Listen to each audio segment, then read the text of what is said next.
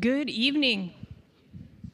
Good evening and welcome. Welcome in. I'm Sarah, the pastor here at Prince of Peace, and I am so glad that you came here tonight, that you braved the storms and the rain and our construction in order to be here tonight. Thank you. You have arrived at our table talks, and our table talks are more than just meals. They're opportunities. They're opportunities to build bridges, to foster empathy and inspire action. We've gathered 6 times to hear inspiring stories, share delicious food, and have conversations with friends, both old and new. In our previous table talks over the past year, we've heard from really remarkable individuals, like a gentleman formerly incarcerated who started a nonprofit to help youth who are at risk.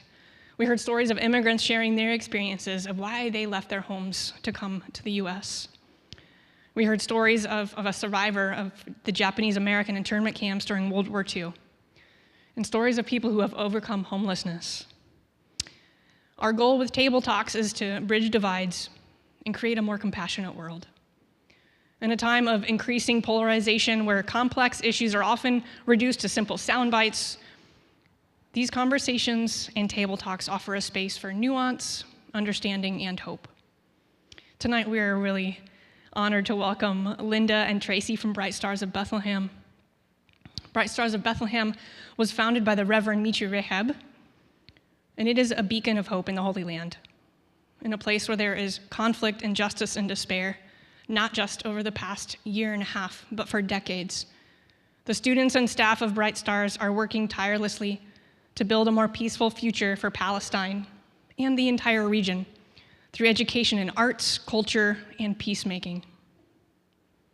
The story of Bright Stars and of the people who work and learn there is a testament to the power of human spirit and the enduring hope for peacemaking, as Reverend Mitri says. Peacemaking, not just peace talking. And so thank you for coming tonight, for listening with open hearts and open minds, for the beautiful conversations that you will have over our dinner just across the way in the fellowship hall. We're so glad you're here. And we are also even more glad, Linda, come on up, you're first. Thank you, Pastor.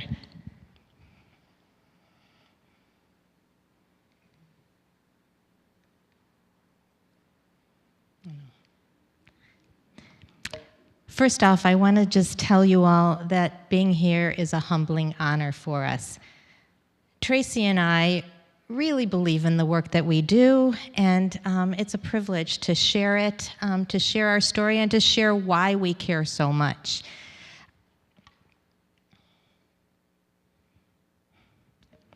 I'll let you look at these numbers while I'm talking a bit, just so that you know a bit about my Bright Stars journey. I took my first trip to the Holy Land in 2016. I was an informed, educated American. I had the privilege to visit the Holy Land, which I thought was going to be your classic pilgrimage, with my pastor, and my pastor happened to be a Palestinian. So on that trip, I was able to visit where his home was, where his family was sent into exile, meet with Palestinians and experience their land, their food, and their culture. So fast forward 2 years, 2018, I joined the board of Bright Stars, because while I was in Palestine, I got to visit Dar al-Kalima University, which, as Pastor Sarah said, is Mitri Rahab's baby. When I joined the board, I realized that, as I said, I was an informed American, and I was shocked at what I saw over in Palestine. I could not believe the oppression and what occupation did to the lives of Palestinians. So when I joined the board, I started the Authentic Travel Initiative. And what that is we at Bright Stars help churches and congregations that are interested in doing that Holy Land pilgrimage to have an authentic experience, to meet with Palestinians, to be sure that you get to have the experiences that I did that changed my life. I lead trips to Palestine. I help churches and congregations make itineraries. I am now the vice chair of Bright Stars, and I'm working also on a second master's in trauma-informed leadership to even further support my work over there. And since October 7th, I've joined the speaker circuit because I just feel that anybody who wants to listen to me, I'm going to share my story, so thank you. These numbers are statistics as of 2 days ago. Approximately 10,000 people are under the rubble in Gaza. 44,000 Gazans have been killed. 91% of those in Gaza are facing crisis food insecurity. 1 million children are in need of psychosocial support. 1.33 million people are in need of basic shelter. And 1.9 million people have been displaced, sometimes for the third, fourth, fifth, sixth time. So, how can we be the hope in Palestine? For me, the absolute praxis of my faith is to stand up here for Palestine. No other part of my life has my faith grown as exponentially as it has since I've been there. It brought clarity to me on what it means to be a Christian in this very broken world.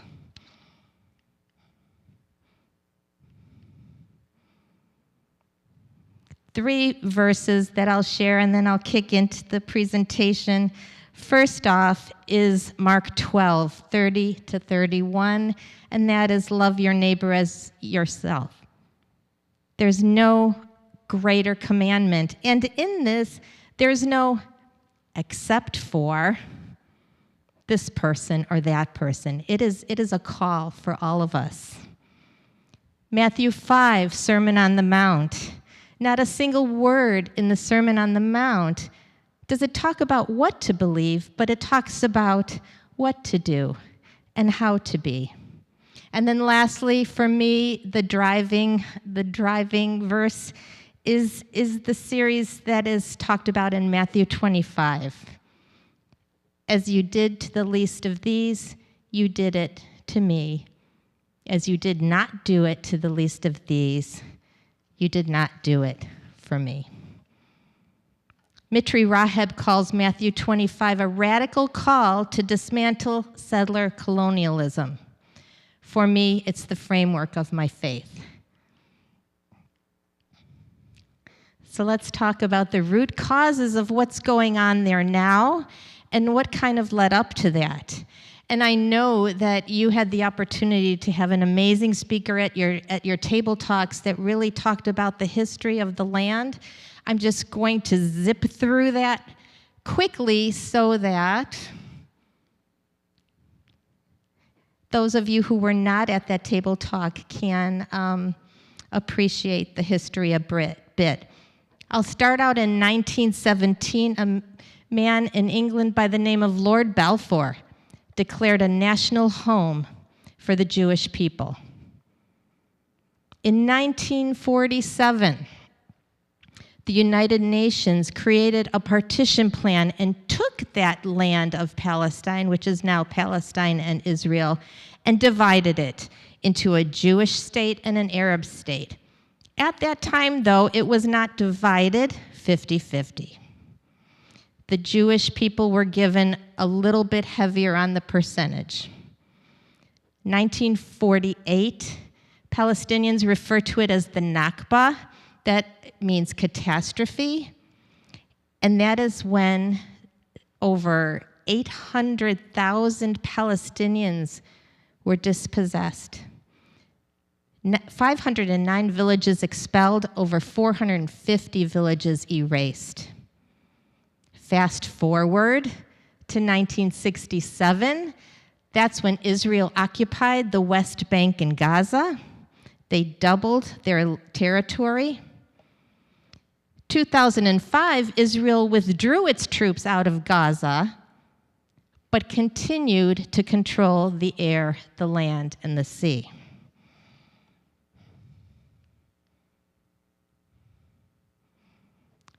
I just want to share this quote. It's by Amnesty International, And they talk about what happened before October 7th. Over the last decades, Israel has maintained and institutionalized and prolonged racist oppression of millions of people. Israel has been condemned over 45 times by the United Nations Human Rights Council for seizing Palestinian land, unlawful killings, forcible transfer, and the denial of basic rights to self-determination. This just shows briefly the shrinking of Palestine, as I call it. I'm sure many of you in the audience have seen this map. But again, Palestine is green. So if you look at the far left map, it shows a significant amount of the land is Palestinian. That was 1947. The second map is the United Nations partition plan, how they divided the land. The third map is the 1967 Six-Day War. And the last map, it says present day, that is actually 2005, and the amount of green has even shrunk more with the ongoing settlement development.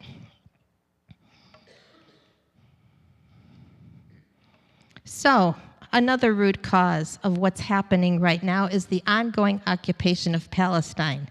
It has created both physical and legal infrastructures that I'll talk about briefly. This is the West Bank. And what you will see is three colors. Those are areas A, B, and C of Palestine. This was created in 1995 at Oslo. It was part of a transitional agreement. It was meant to kickstart peace talks to head towards a two-state solution. Area A is the green. It's about 18% of Palestine. The Palestinian Authority controls most of it, including security, and I'll say that with quotation marks, as I explain later. Area B is the brown areas. That is the PA controls education and health. That's about 40% right there. When I use the quotation marks for security also in Area A, what you need to remember though is both Area A and B, Israel has full external security control. And what that means specifically is they retain the right to enter into these areas at any time, possibly to raid homes, to detain individuals under the pretext of security. Last is Area C. That's about 60% of Palestine. That also includes all the Israeli settlements and fertile agricultural land. Israel controls the security and land management of that area.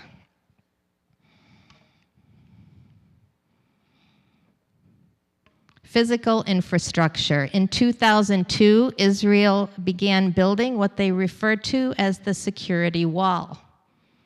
It is not continuous at this point, but this is what it looks like right now in Bethlehem. It is 30 feet high, twice as high as the Berlin Wall was. It is 10 feet concrete deep, and it is manned at the top in various locations with watchtowers, as you see in the picture there on the right. They have guns pointing down, and they have skunk gas dispensers ready to shoot onto the people.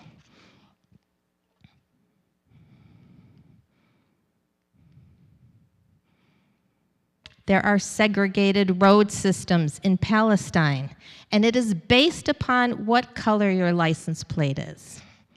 So the license plate that I show up on the screen is a Palestinian license plate. An Israeli license plate is gold. And why this is important is it depends what roads you're allowed to drive on. Now I realize this picture is kind of difficult to see. If you want to turn your head to the screen over in the back for a clearer view, but there are yellow roads and there are red roads. Okay, the yellow roads are roads that Israelis are allowed to drive on, and you will see that they are not only within Israel, but also within Palestine. The red roads are where Palestinians are allowed to drive. There are no red roads in Israel, and very few within Palestine. Now, why this is important, here's an example for you. We all know Bethlehem, and there is another large city within the West Bank by the name of Ramallah. Bethlehem and Ramallah are approximately 16 miles apart. And at our university in Bethlehem, many of our students are from Ramallah, as are the teachers. 16-mile drive may take those teachers 2 hours to get from Ramallah to Bethlehem or back. That makes it very difficult. And the reason that is because of the road system. They can't just go from point A to point B. They have to drive here, then maybe down here, back here, and up. Here's an example that is really upsetting, and that is one that Mitri shared with us last night. One of his students was at the university in Bethlehem and had to get to Ramallah for a funeral of her grandmother. It took her 9 hours. 9 hours. Because on top of the road systems being staggered out and within, there are checkpoints over and over that these cars are stopped at, which I'll talk about next. There are over 800 checkpoints in the West Bank that are manned by Israeli military. They are in the form of turnstiles, like you see in the picture right up there, military-manned roadblocks, dirt mounds, armed vehicles blocking the road. That picture that you see on the left is entering into the town of Hebron, where Abraham is buried. Abrahami Mosque is in Hebron. I had just walked through that checkpoint before this picture was taken. And on that picture at the top, you might be able to see, might be better on that back picture again, but there is an X. There's a red with a white X. When I walked up to that turnstile, it was green. And I walked up and I walked through, the turnstile turned easily, and I was on my way.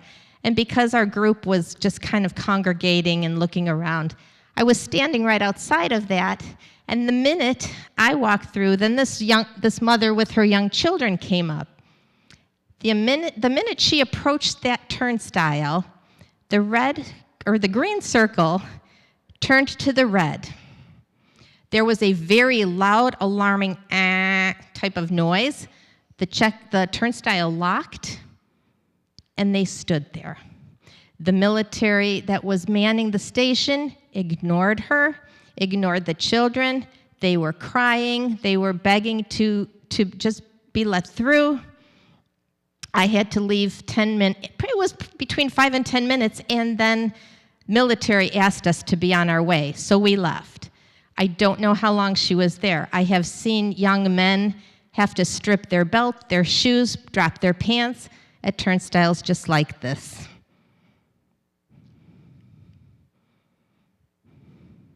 Oops, wait a minute, I forgot something. The last point, on the right hand, that's a picture of a settlement. We've heard about settlements.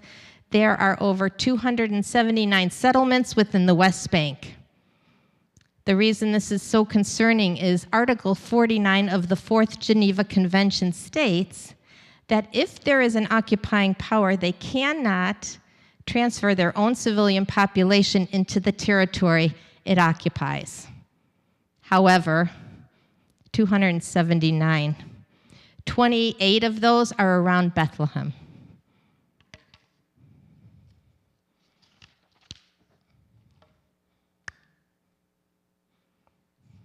We think about Gaza because now we're hearing about the war on Gaza, but what I want to share with you briefly is since October 7th, this is some of the statistics that have happened within the West Bank. 1,000 have been killed within the West Bank. 2,600 structures have been demolished. That might be homes, that might be buildings of business, shops that people own.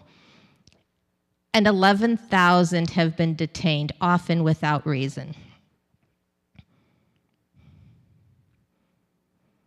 Now, everybody is aware of Gaza because of the war right now, but these are statistics and pieces of information of what Gaza was like before October 7th of 23. At that point, 80 to 95% of the water was undrinkable. At that point, 4 to 8 hours of electricity a day. Their seas are controlled. They can only fish to a certain point. They cannot go out where the good fish is. Their air is controlled. There is no in or out of Gaza without permits that they have to apply for. And then when they get to the checkpoint, they have to pray that that permit will actually matter. Before October 7th, the World Health Organization said the children that were developing in Gaza were getting inadequate calories.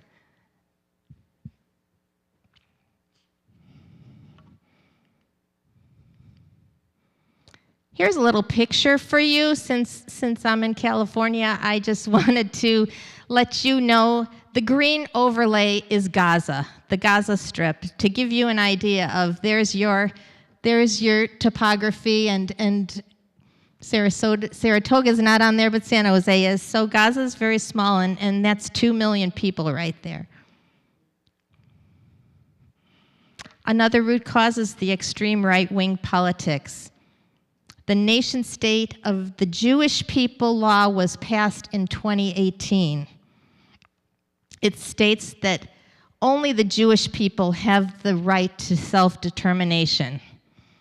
Last night at a lecture, Mitri says he has no rights. He has no right to be there. He has no right to live a life abundant. This nation-state law also states that Jewish settlements are a national value. The last point I want to make on root causes is U.S. complicity. Your taxpayer dollars fund bombing, invasion, aid blockade, and displacement.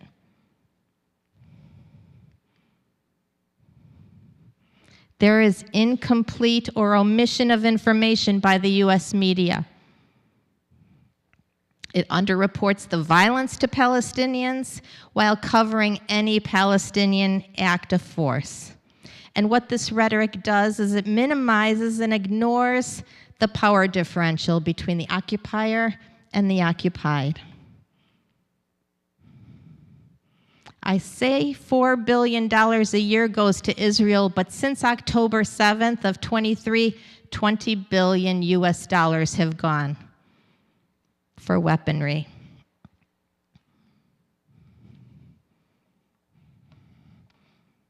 Keep that thought. The UN Security Council the U.S. member of the Security Council has continually halted any proposals for humanitarian efforts, most recently this week. And then lastly, regarding U.S. complicity, there is Zionism and Christian Zionism within the United States that are powerful forces.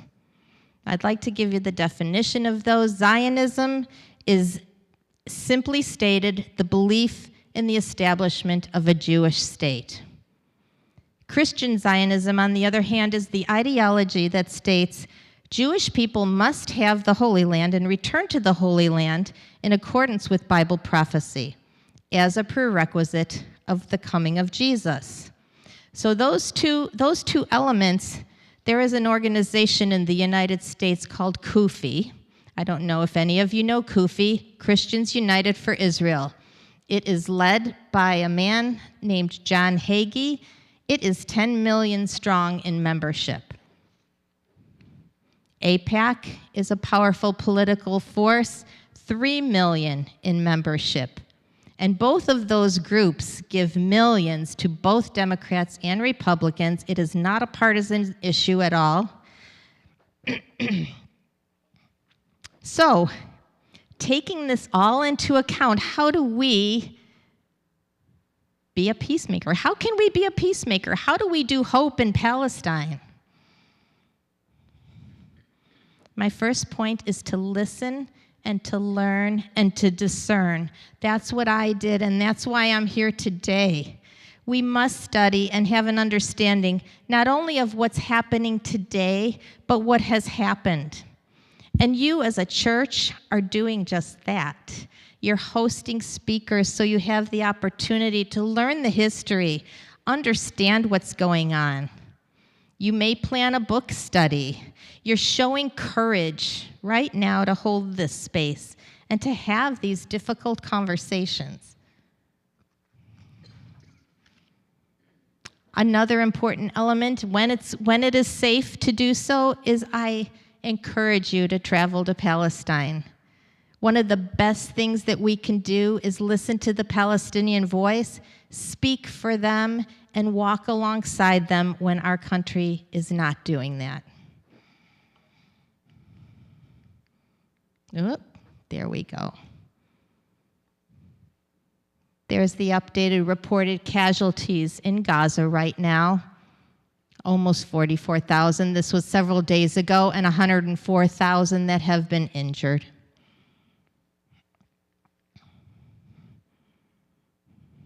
Part of listening and learning and discerning is to follow reputable news sources.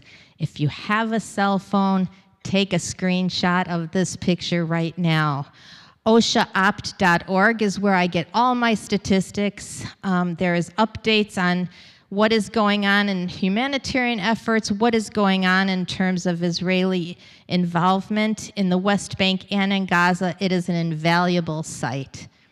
There is AlJazeera.com. I actually follow Al Jazeera English because I don't know Arabic. You can watch it on your computer all day long and constantly get updates.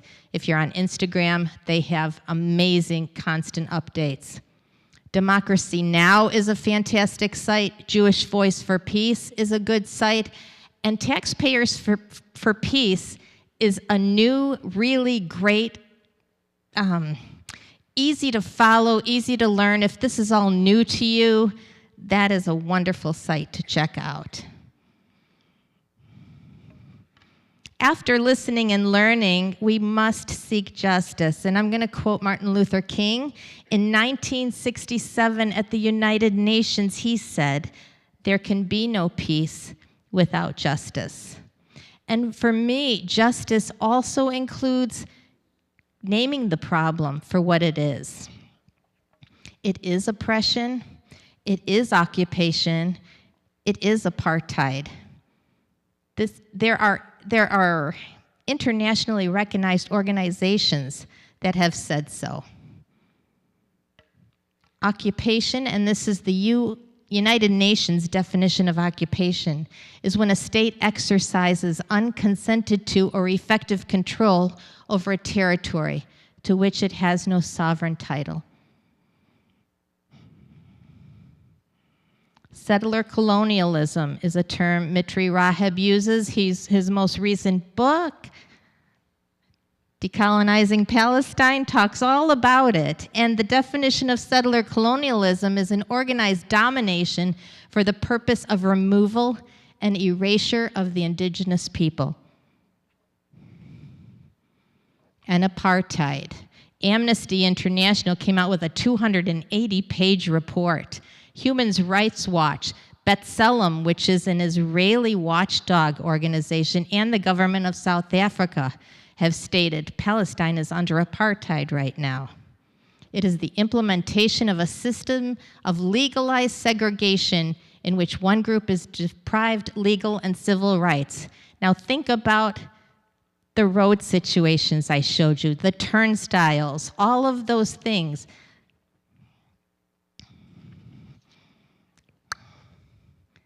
And lastly, genocide. And I'm bringing this up for your discernment. Genocide is any of the following acts with the intent to destroy in whole or in part a national, ethnic, racial, and religious group, including killing members of the group, causing bodily or mental harm to those members, or deliberately inflicting conditions that bring about physical destruction. It is a very difficult thing to prove. Our world as a whole struggles with this because of the word intent. Intent is difficult to prove. So that's why I say that is for you to discern. My last point of what can we do to be a peacemaker is please humanize Palestinians. At the beginning of my presentation, I gave you all these numbers, and I have to tell you, I've done this now for over a year, and the numbers have grown and grown and grown. And initially, people in the audience, there were tears and sadness, and I saw a transition where people were almost numb to the numbers, desensitized to the numbers. And these are people with lives and families, and they just want to bake the birthday cake for their daughter or buy the new school shoes, all the things that we as people do. So with that point, there you see some of the people of Palestine, and I'm going to turn this over now to Tracy Ortman from Bright Stars of Bethlehem that will share a bit more about the beautiful Palestinians that we know. Thank you. Thanks, Linda. So I get the great pleasure of sharing all these faces so you get to see them. So we've heard all these terrible numbers and things that are happening in Palestine, but now we are getting to the joy and the hope. And I hope you'll enjoy that with me as we look at some of these faces of Palestine. So we are supporting Dar al-Kalima University, the first and only university for arts and culture and design, which is new, in all of Palestine. And you will see some of these faces on the screen. We had a campus in Gaza up until Holy Week. We were the last standing university campus until that week. These were some of the artists and art therapy that were happening there. You can see some of our amazing student faces. These are the people we're talking about tonight. What I want to share with you is, although our campus is gone in Gaza, we are still doing Hope in Gaza. That is what you're seeing right there on that screen. We currently have 36 volunteers on the ground doing this work. And when I say volunteers, they are connected to the university, and many of them have been displaced multiple times themselves. And when we're talking about multiple, we're talking about double digits. 12 times. Some of those volunteers have been displaced 12 times. And they are still providing the hope.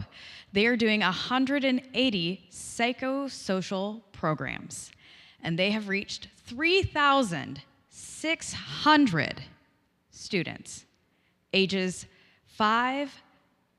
6 to 15. Along with that, so when we talk about our mission and what we are supporting, we want to see life in abundance. Just picture that for a moment, okay? Life in abundance, those baking of the birthday cakes, the fulfilling joy, the be able to go out and really flourish. That is what we are talking about. When you see a college student, when you have college students in your life, that's what you want for them, right? You send them off to school to learn and grow and have life in abundance. These are more faces of our students. What I would like to share is we also still have students in Gaza. So not only do we have volunteers and are we reaching youth that are elementary school age, we have students attending university online. You heard that correctly. In Gaza, which is unspeakable violence and has a hard time with just electricity and water, we have students attending university online. We have 564 Gaza students that went in the first semester, and I believe if my numbers are correct, Mitri informed us that another 1,662 joined us for a second semester. We've gotten stories back from these students of what that looks like. Some join classes from YouTube, which means professors do these classes in Arabic, put them on YouTube. The students, when they can get access, watch the class and submit their homework. Or you have students like a young lady that is in these classes right now who will walk 30 minutes through the violence and everything else to get to a place where she can get internet access to participate in class online. There's another young man who will find all of his fellow students who cannot go anywhere, collect all of their questions and concerns, find a place to connect to internet, share all of the concerns with a professor, and bring every answer back to his classmates. That is how dedicated they are to their education moving forward and to find hope and to flourish. We also have our Bethlehem campus, which is still functioning in person. We're very pleased with this. They had the opportunity that when everything broke out, that they went online for a couple months, but they are back in person, which is pretty amazing. And the attendance has been relatively steady, which is really exciting when Mitri just told us this past week that now students, because there is no tourism is halted. 70% of Bethlehem relies on tourism. So their families cannot pay for tuition. We have increased tuition aid by 40%, and we are not watching that many students drop off because they are getting what they need. And that's in thanks to people like you. We have 5 different colleges, so there is a wide variety of things that our students can do. Fine arts, so contemporary art and painting, performance art, film production. We have architecture and design, which includes graphic design and interior design. We have the College of Cultural Management, Arts Management, and Sustainable Tourism and Sports Management with our wonderful student Amira, who Lord of Life Lutheran Church in Minnesota is sponsoring. So we have got wonderful updates about Amira too. We have the College of Graduate Studies and Scientific Research, which includes visual and performing arts, music and art therapy, which is part of what we are talking about with volunteers in Gaza, as they are part of that program. And then we have the Technical Community College, which is 2 years, including our culinary arts students. And I would love to not just tell you about the students and what is going on, I would like to show you a short video. The thing that is really important and striking about this video is it is not from years ago. This happened, all this footage, the week, 1 week prior to October 7th is when this was all taken. These students are still there and they're still experiencing a lot of this. We hear regularly from people who are visiting, including a group that just went over in October, that DAK is an oasis, that you walk in and in an area that seems sad, depressed, lifeless, that they walk onto our campus and they say, this is an oasis, a place of joy and a place where these students can really flourish. So I'd like to show you that video now.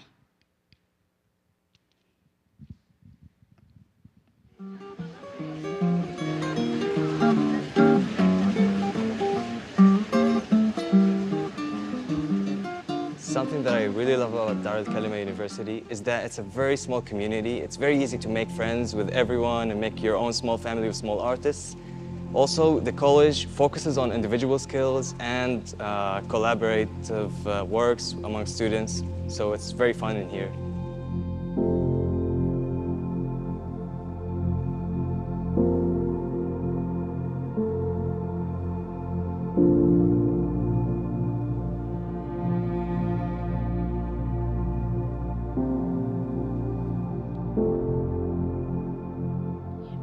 The idea for Dar al-Kalima University was conceived here in Bethlehem, Palestine, responding to the need of our people.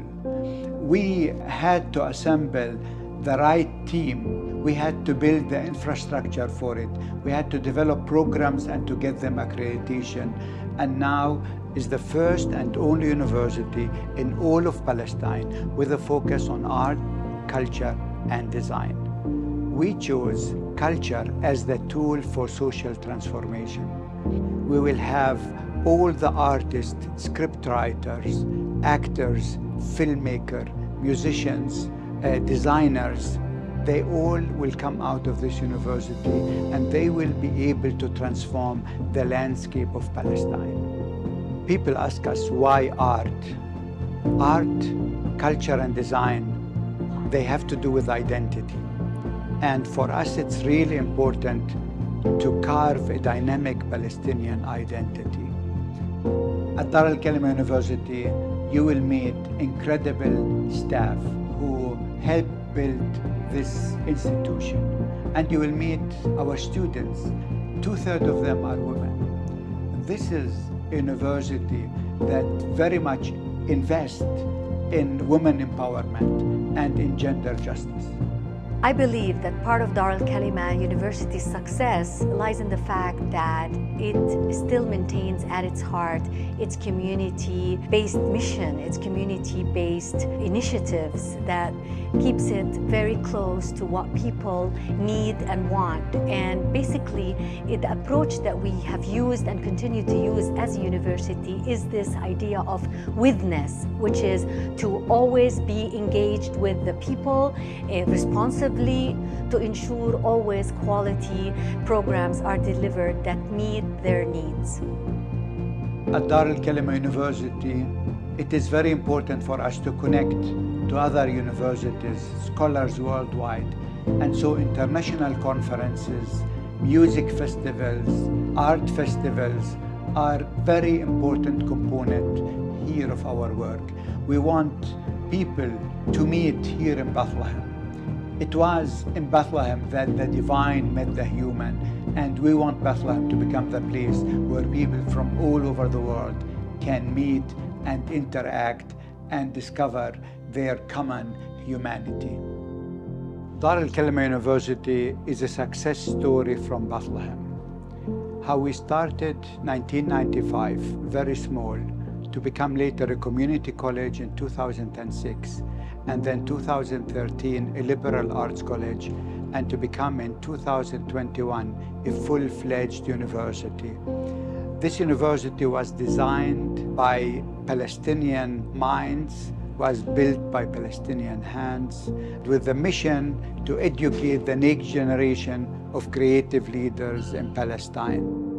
Dar al-Kalima University is the city on the hill in the real sense of the word. And now this is a university that is a beacon of hope in Palestine. We will continue to make this university the address for art, culture, and design in the whole region.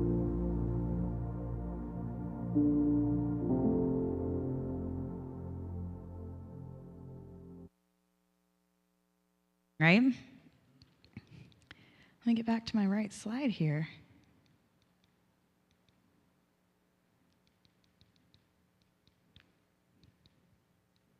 Oh, come on, there we go. So in that clip, you saw what looked like a very flat, round, but empty platform. What I'd love to tell you about now is our Hospitality Education Center. It is a 360-degree glass dome that looks out across the region. It is going to be the culinary institute for the area, where our students will go to learn and where they will reach out to people from around the world through their cooking. And they will then move on to hotels and restaurants in the area to have very full, prosperous careers. And we are really excited because this week, we just had our board meetings. And the important thing about that is we determined when the ribbon cutting is going to be. That center is almost done. A couple windows, a few chairs, and it's ready. We are going over in January to cut that ribbon. So by the middle of January for the next semester, our students can start using it. You can see this beautiful picture with that glass dome that's finished. But in the middle of September, as we were installing these big, beautiful glass windows, which you probably can't tell from the picture, are roughly 5 feet by 7 feet and 2 panes. Israeli soldiers came through and shot out, I believe it was 2 security cameras and 3 windows. So we've been replacing that. But just like Mitri does, in all hope and just moving forward, by the time we wrapped up the day and before we even had the news, he'd already ordered 3 new windows. They are on their way. We started out this year with this beautiful hospitality education center, and because of everything that has happened, it has cost more, again, from attacks and from funding sources drying up, but we are so excited to say that despite all of these challenges, we've raised more money to bring in so this project can be completed. And this person right here is the man in charge of that entire program. This is Chef Bassem. Chef Bassem is classically trained. He has a French background, and he will be leading this culinary institute. You saw him in the video. He is the one that we look to for all the amazing recipes. He has created a book. He shares this out to the world. When you look at some of these other students and these faces and you hear their stories, and you saw some of that in that video, I want to talk to you about Lucy, because we brought up earlier that tourism is roughly 70% of the income for Bethlehem. So Lucy is a tourism major, and she's a vibrant young lady.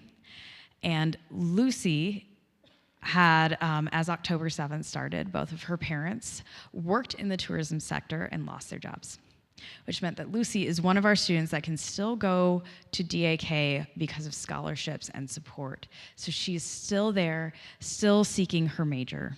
So she can lead those authentic travel trips that you will all take in the near future, and you can be led by her when you get there.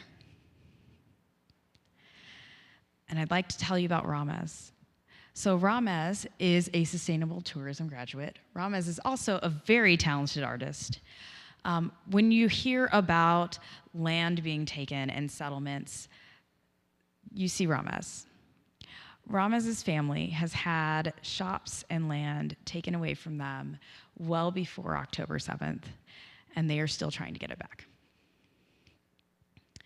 And all of that can be pretty depressing when you hear those stories and you see those beautiful faces, but hold on to all of the joy we saw in that video and that life in abundance for our college students as they enter DAK, that oasis on the hill. And I want to share this video in particular with you because this was taken, I believe, Linda, was it October 6th? Or was it the 5th? The night of October 5th. Yes, because Linda was there for this.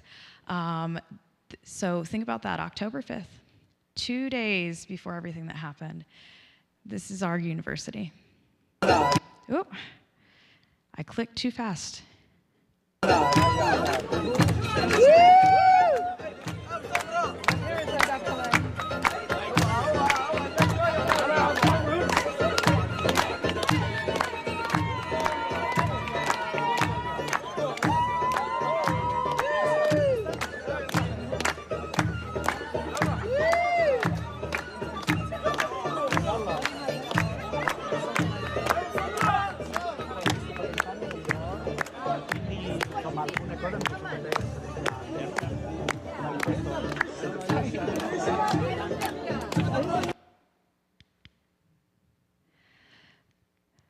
Those are all of our students celebrating after a very successful night and conference.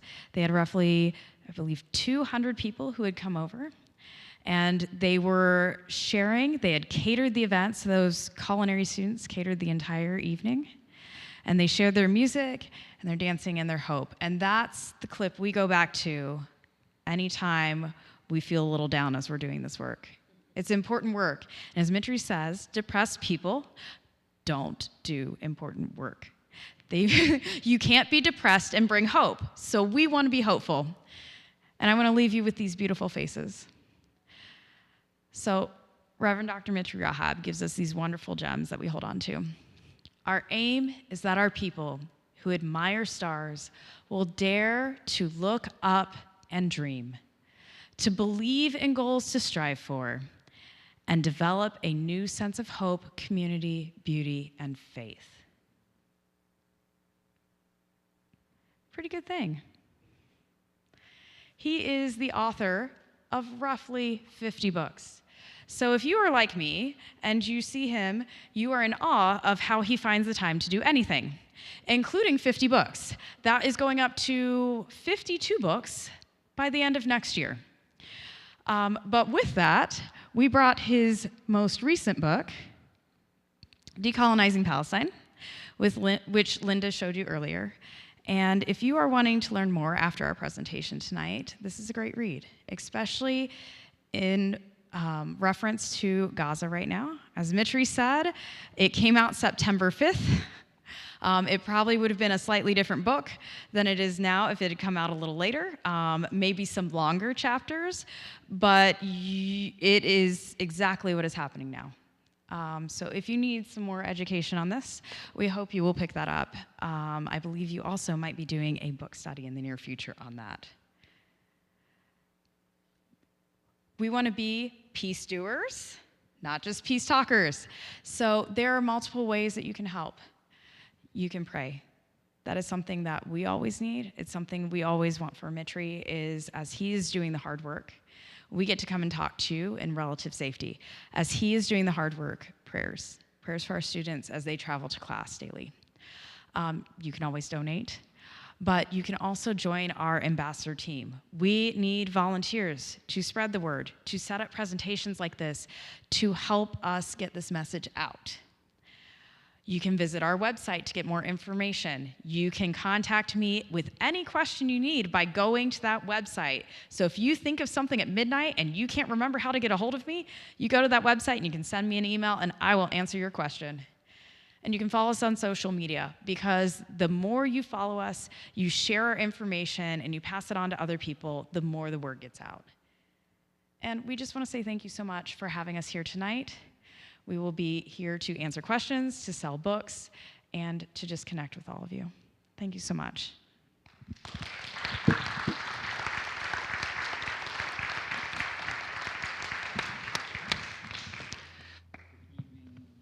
You're totally good. Good evening, everyone. My name is Drew Ager. I'm the Director of Youth and Social Services here. We're just going to have a couple brief announcements before we get ready for dinner right across the hall. First of all, I just want to thank Linda and Tracy and all of you for being here tonight, for braving the weather, giving up a Friday night, and to be here to learn, to talk, to care, and to be the change that we hope to see in the world. I think especially recently there can be often times where we feel helpless, where we feel unmotivated, where we feel like, what is the point? And if there's anything that I think can make us feel motivated, it is these schools, these students, that video, and knowing that there is hope in this world. There is goodness happening every day, and we have things to do. As Tracy spoke to, there is always hope in this world. There's peace work to do, and there is reason to continue the efforts beyond tonight's dinner. With that, we are really, during these Table Talks events, are not just looking to educate and to bring awareness and to have some amazing food, but to also have some tangible action plans. So in addition to everything that Tracy has left up here, we also, as she mentioned, will be having a book study around decolonizing Palestine. We've had some amazing opportunities so far with documentaries and books to continue this, and know that this is the first step in a myriad of steps to create the change that we seek to. After we are done here, we're going to head right across the way into our fellowship hall. You can feel free to get in line for food first. We'll do a quick blessing here. We're going to allow our table hosts. We have a table host for each table. They are going to be having a pre-printed name tag. We're going to let them go first so they can be at the tables while everyone else gets there. If you wouldn't mind introducing yourself once all the parties get there, so we can engage in some awesome conversation. And remember that we're here to really be vulnerable, to ask questions, to speak from our experiences, and to really treat each other and every single human with dignity and respect, wherever we might be coming from. So before we head across, we're going to call Pastor Sarah up for a quick blessing, and then we'll have some amazing food.